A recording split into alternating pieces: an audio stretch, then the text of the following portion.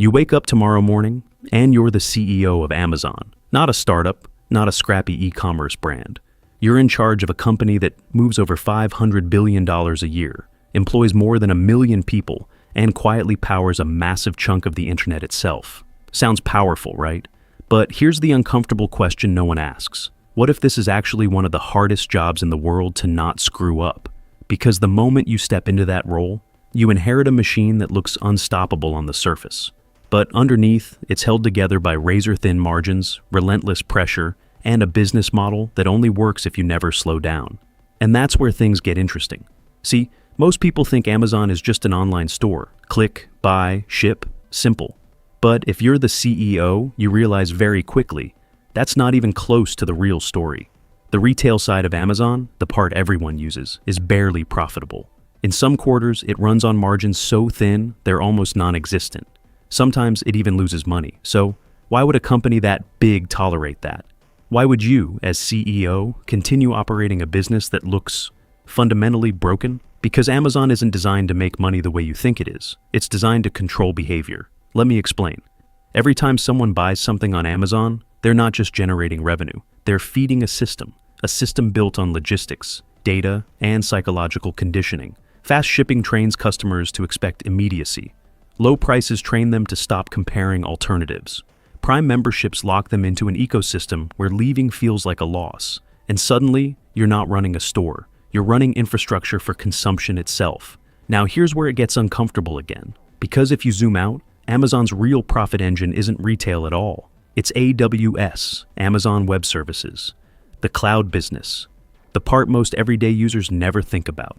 And yet, it's responsible for the majority of Amazon's operating income.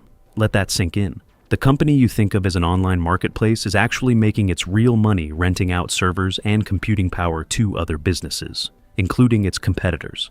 So now as CEO, you're juggling two completely different worlds. One side is chaotic, expensive, and low margin, retail. The other is high margin, insanely profitable, and quietly dominant, cloud computing. And both are deeply connected. Because retail drives scale. Scale drives data.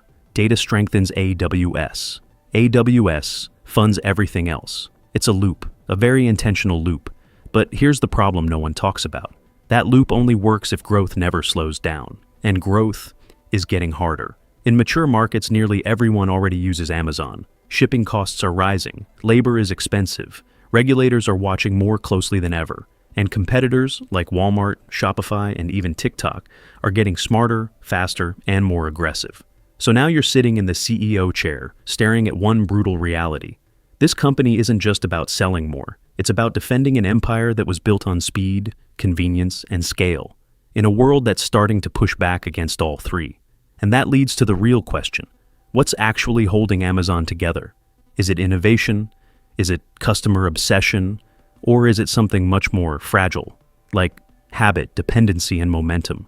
Because if it's the last one, then your job isn't just to grow the company, it's to prevent it from unraveling. And that's where we need to dig deeper, because what's really going on behind Amazon's dominance isn't obvious. And once you see it, you won't look at the company the same way again. So now you're in the chair, and the illusion is gone. Amazon isn't one business. It's a system of incentives, carefully engineered to keep customers spending, sellers competing, and infrastructure expanding, all at the same time. Let's break the machine down. Start with Prime. On paper, it's a subscription, but psychologically, it's a commitment device. Once someone pays for Prime, their behavior changes. They don't consider Amazon anymore. They default to it. Every purchase feels like, I've already paid for this. I might as well use it. That's not convenience. That's sunk cost bias, scaled to hundreds of millions of people. Now layer in third-party sellers. More than half of Amazon's products don't come from Amazon.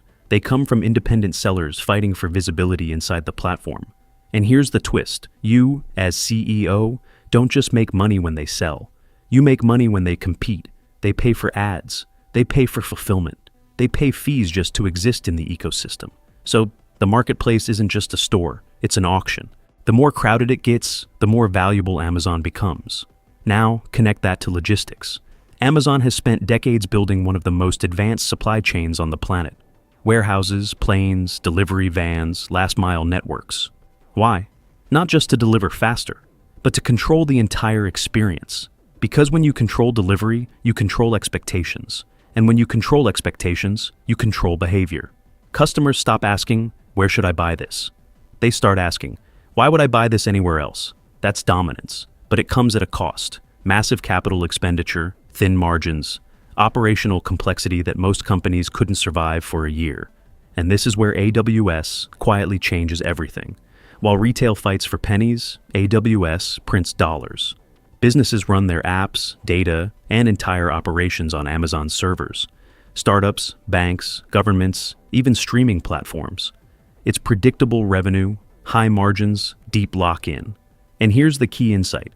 AWS isn't just a product, it's a financial cushion. It allows Amazon to take risks, undercut competitors, and reinvest aggressively without collapsing under its own weight. So the system feeds itself. Retail drives engagement. Sellers drive competition. Logistics drives control. AWS funds the entire cycle. And your job as CEO? Keep all of it balanced, without letting anyone piece break the illusion. Because the moment customers feel friction, sellers lose trust, or AWS growth slows. The whole machine starts to wobble. Now, zoom out. Because this isn't just about Amazon, it's about how modern empires are built. Most people think companies win by making better products. But Amazon didn't win by being better. It won by becoming unavoidable. It embedded itself into habits, infrastructure, and expectations so deeply that opting out feels inconvenient, even irrational. And that's the uncomfortable truth. As CEO, you're not just managing a business, you're managing dependency. But dependency cuts both ways. Customers depend on Amazon, sellers depend on Amazon, and Amazon depends on constant growth. If growth slows, the pressure shows up everywhere. Higher fees, more ads, cost-cutting, tougher working conditions. You've probably already seen hints of it, because at this scale, even small inefficiencies become massive problems. So, here's the question you're left with. Can a company built on endless expansion survive in a world that's starting to value sustainability, regulation, and competition? Or does it eventually hit a ceiling that no amount of optimization can break? Most people assume giants stay giants forever. History suggests otherwise. And if you're the CEO of Amazon, your real job isn't just to grow. It's to answer a much harder question. How do you evolve a system that was never designed to stop? Because if you get that wrong, you don't just lose market share. You lose the very momentum that made Amazon what it is. And once that momentum breaks, it's almost impossible to rebuild.